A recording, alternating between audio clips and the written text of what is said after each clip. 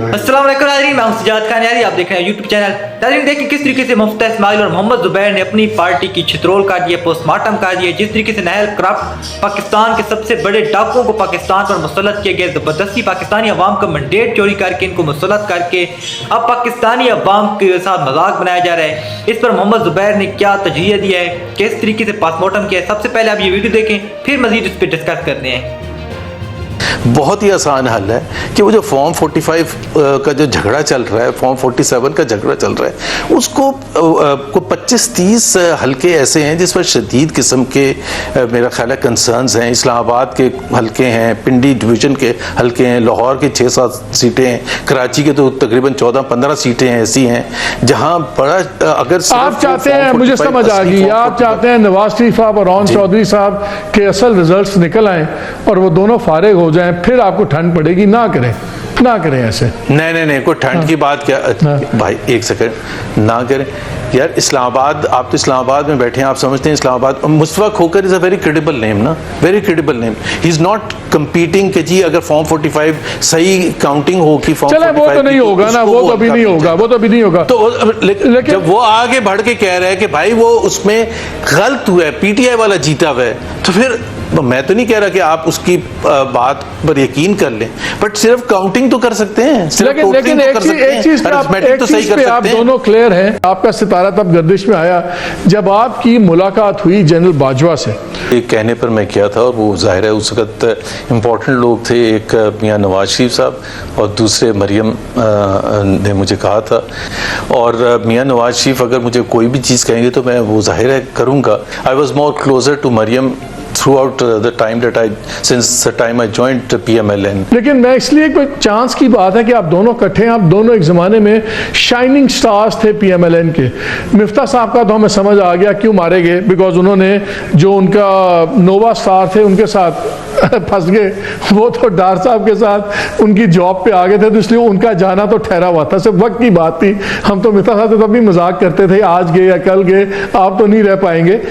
आपका भी एक टर्निंग पॉइंट आया था और वो कहते हैं कि आपका सितारा तब गर्दिश में आया जब आपकी मुलाकात हुई जनरल बाजवा से और तासुर ये दिया गया कि आपने अपना एक इनिशिएटिव ले लिया है और बताया नहीं अपनी टॉप की आदत को और सब कुछ।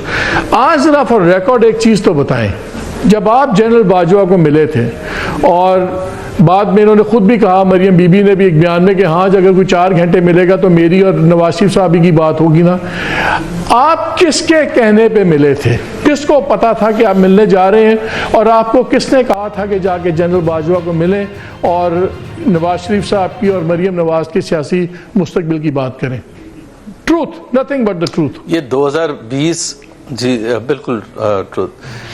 2020 अगस्त में पहली मीटिंग हुई थी आखिरी हफ्ते में और दूसरी पहले हफ्ते सितंबर में मीटिंग हुई थी।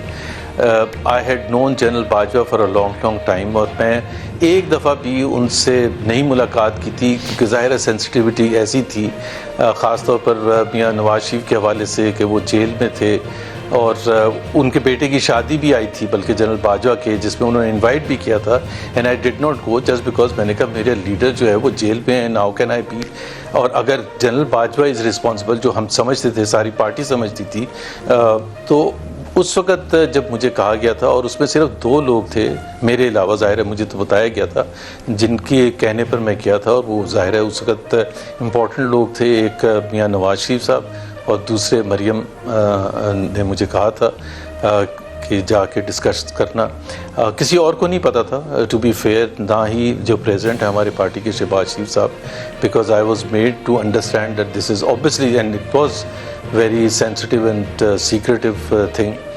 और इसी वजह से ये जो जब वो जाहिर है फिर उसके बाद एक सेकंड रुकिएगा। एक तासुर ये था कि आप मिले, फिर अपने आके ब्रीफ किया।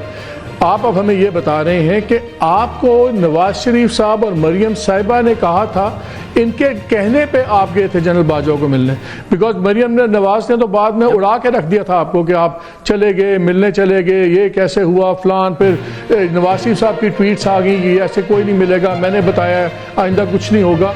आप इन दोनों के कहने पे गए थे।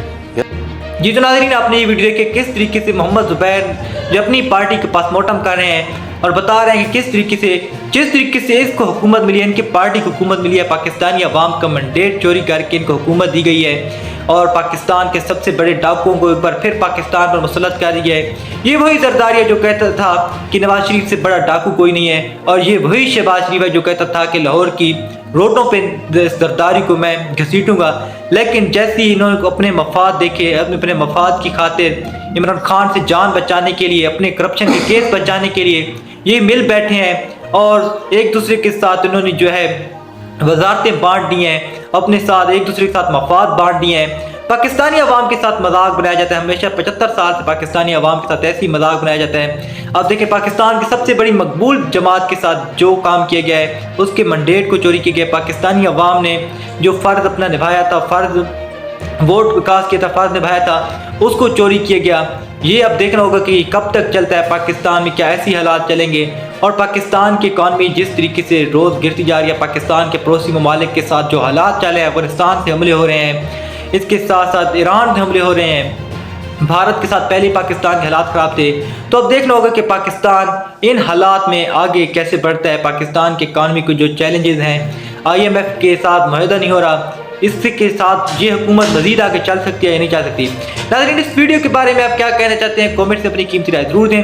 ویڈیو اچھی لگی ہو تو چینل کو سبسکرائب کر لیں، ویڈیو کو لائک کریں اور زیادہ سے شیئر کریں۔ تھینکس فار واچنگ، اللہ حافظ۔